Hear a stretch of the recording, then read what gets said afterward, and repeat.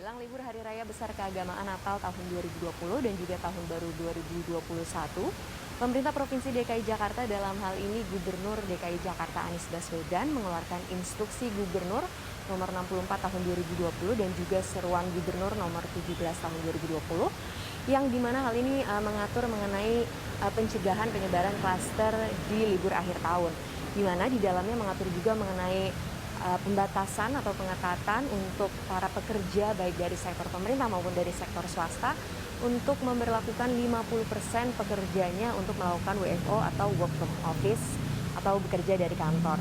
Dan selain itu juga untuk jam operasional kantor sendiri dibatasi hingga pukul 19, serta untuk industri lainnya seperti industri perdagangan, industri pusat perbelanjaan maupun industri hiburan juga dilakukan pembatasan jam operasional hingga pukul 21.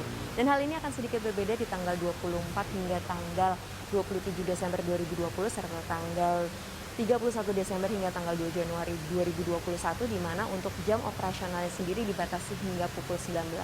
Hal ini dilakukan semata-mata untuk mencegah adanya penyebaran klaster tahun baru atau klaster liburan tahun baru.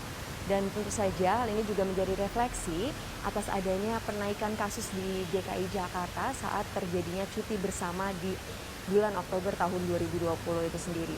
Sehingga melalui instruksi ini diharapkan para masyarakat di DKI Jakarta tetap berada di rumah dan melakukan protokol kesehatan dan tidak melakukan kegiatan di luar rumah jika tidak mendesak.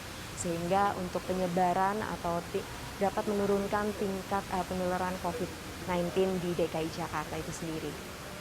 Hemas Litikta, Endra Rizaldi, Jakarta.